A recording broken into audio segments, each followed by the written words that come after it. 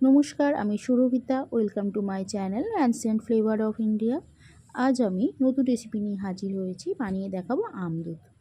তাই প্রথমেই আমের মুখগুলো কেটে নিয়ে কিছুক্ষণের জন্য জলে ভিজিয়ে রেখেছি। এই আমগুলো আমি একটা জায়গায় উঠিয়ে নিয়ে এবার লম্বা করে কেটে নেব খোলা শুদ্ধই।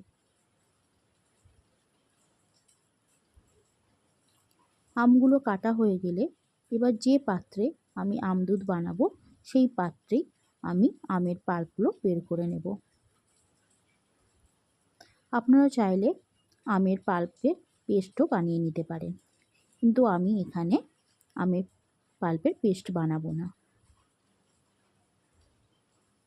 এর সাথে আমি আমের আঁটিগুলো অ্যাড করে দিয়েছি।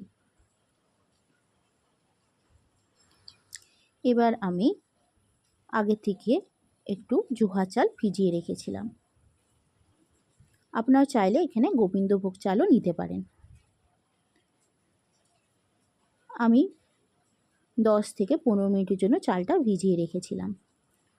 ওই চালটায় আমি পেস্ট বানিয়ে নিলাম।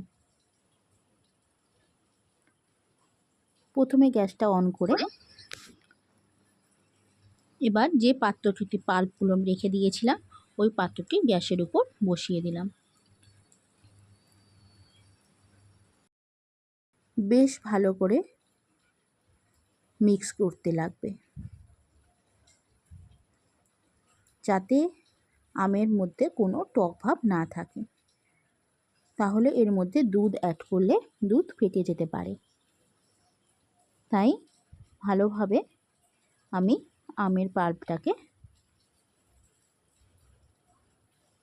ফুটিয়ে নেব।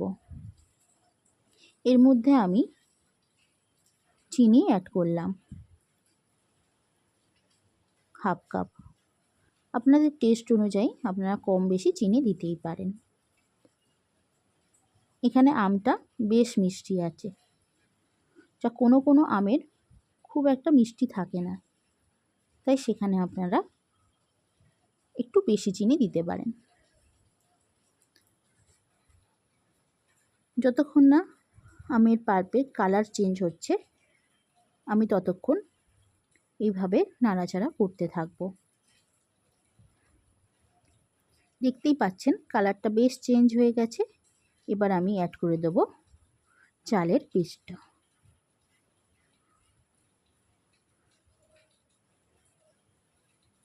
চালের পেস্টটা দিয়ে আমি বেশ কিছুক্ষণ মিক্স করে নেব। দেখতেই পাচ্ছেন ভালোভাবে মিক্স হয়ে গেছে, বেশ ফুটে উঠেছে। এবার আমি আগে থেকে বয়েল করে রাখা দুধটা অ্যাড করলাম। এখানে আমি 1 লিটার দুধ নিয়েছি।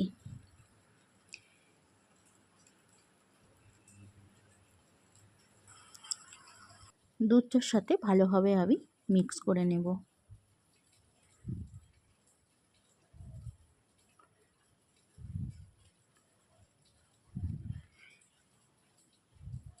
দুধের সাথে ভালোভাবে মিক্স হয়ে যাওয়ার পর এর মধ্যে আমি 2টো এলাচ মিক্স করে দেব।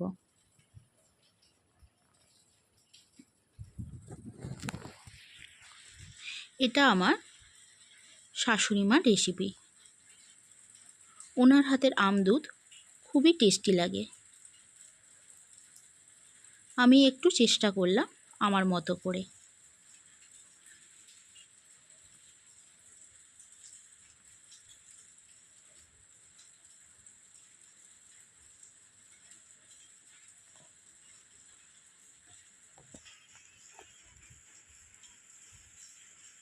দেখতেই পাচ্ছেন বেশ ভালোভাবে মিক্স হয়ে গেছে।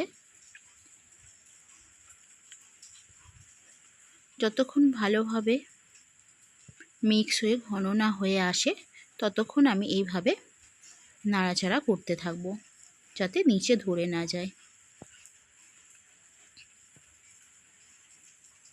দেখতেই পাচ্ছেন বেশ ঘন হয়ে গেছে।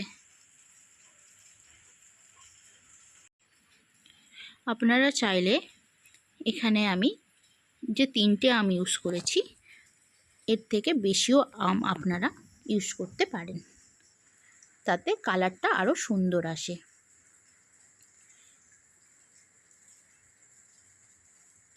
আমদুধ বেশ ফুটে উঠেছে, বেশ ঘনও হয়ে গেছে। এর মধ্যে এবার আমি অ্যাড করব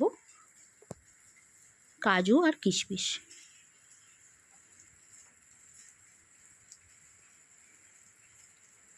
কাজু কিশমিশ অ্যাড হয়ে গেলে আমি ভালোভাবে এটাকে আবার মিক্স করে নেব।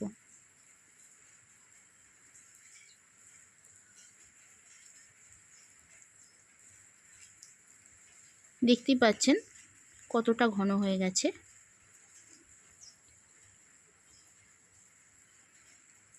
প্রায় আমাদের আমদুধ রেডি হয়ে এসছে। আমদুধ আমাদের প্রায় রেডি হয়ে গেছে। এবার আমি গ্যাসের ফ্লেমটা বন্ধ করে দেব। অবশ্যই যদি আপনাদের এই রেসিপিটা ভালো লেগে থাকে কমেন্ট করতে কিন্তু ভুলবেন না।